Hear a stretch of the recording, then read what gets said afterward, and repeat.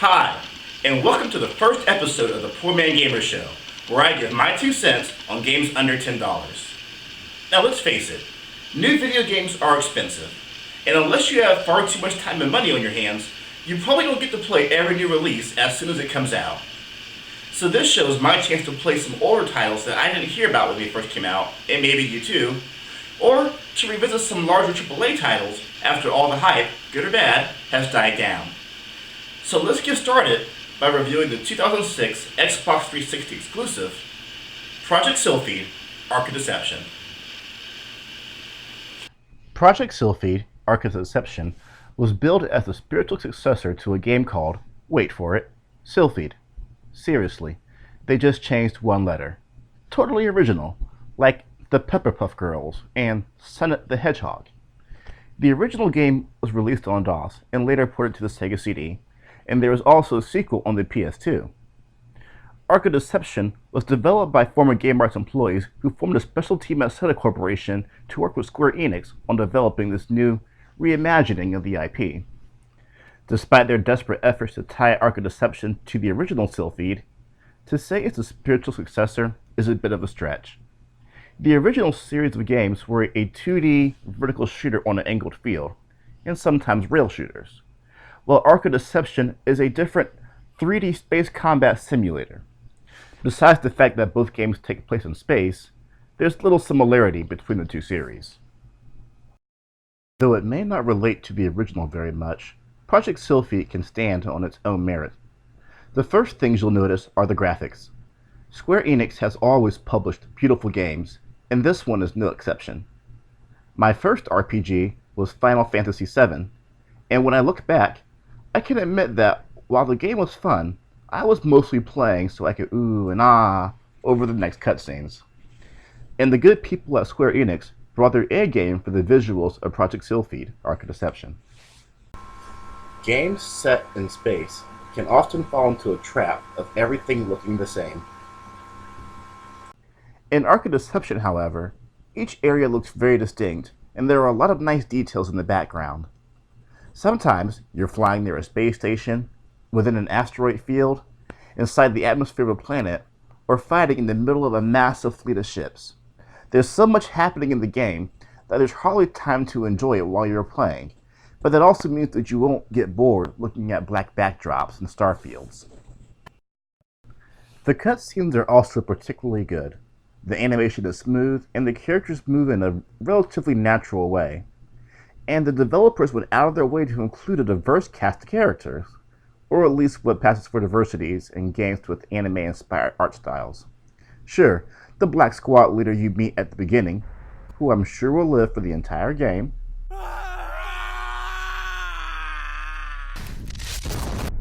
Major Raymond! looks a bit like Barrett from Final Fantasy VII. But as long as games from Japan include black characters who don't look like Mr. Popo, I'll be happy. Disclaimer, I love the whole Dragon Ball series and Mr. Popo. I'm just saying. There are also a lot of female characters in the game, but for some reason, this army puts all their female soldiers in pink uniforms. Unless they're a captain. Then you get a sexy skirt too. Showing there hasn't been too much advancement on gender equality issues over the next 700 years. Speaking of the characters, the voice acting in this game is really good. Vic Mignogna gives a good performance, but I can't shake this feeling. But that weapon must be destroyed. Katana. It's all right. We can do it. You've got to trust me. Yeah, there it is. There are times when the main character's voice isn't very different from the voice Vic uses for Edward Elric from FMA. It makes Project Sylpheed feel like playing some sort of weird, Full Metal Alchemist in space game, which I will totally buy. It's a nitpick, I know, and as long as I get good voice acting out of the deal, I'm willing to overlook it. Still, overall, the voice acting works well within the game and when presenting the story. The same can be said of the music, which is good, but not particularly memorable.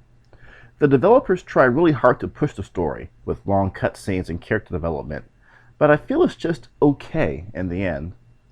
A lot of reviewers at the time praised the game's story, But the narrative being presented here is actually very basic. As I mentioned earlier, this is a 3D space combat simulator, though you see your ship from a third-person view. One thing I love and hate about this game is the sense of scale. There can be a lot of distance between you and the enemy fleet. It helps sell the idea that I'm fighting in the vastness of space. Even when fighting in the asteroid field, the asteroids are, realistically, so far apart that you can't crash into one without a lot of deliberate effort. However, the sense of scale becomes annoying when you're trying to fly back to the tanker to reload during a mission. This basic plot structure gets used a lot in movies and in video games, and there's nothing wrong with that in itself. Just because you can see the roller coaster before you get on doesn't mean you're not going to enjoy the ride. It's the experience that matters. But even when you look at it from that point of view, Arc of Deception's story is weak. It's more of a train ride than a roller coaster. Instead of excitement, the story is just a vehicle to get you to the next set piece. But it is all very pretty, the story is enjoyable, if predictable, and it gives the gameplay meaning. Overall, I really enjoyed everything this game had to offer. It's one of the few games where as soon as I beat it, I immediately started a new game so I can play with more weapons and try to beat the submissions. I would have liked to see some sort of player versus player mode or Xbox Live functionality, but what's missing doesn't take away from what's there. Project Sylpheed, Arc of Deception, is a great game for people who love space combat simulators, and sadly, it may be a while before we get another good entry into the genre, since DICE isn't going to include space battles in the upcoming Battlefront game. Because, space battles were never an important part of the Star Wars franchise. There are times when I mistake A New Hope for Saving Private Ryan because of all the ground-based planetary warfare. Anyway, Double Damage Games has an upcoming game called Rebel Galaxy that's supposed to be like Assassin's Creed Black Flag, but in space, so I may get some space combat after all.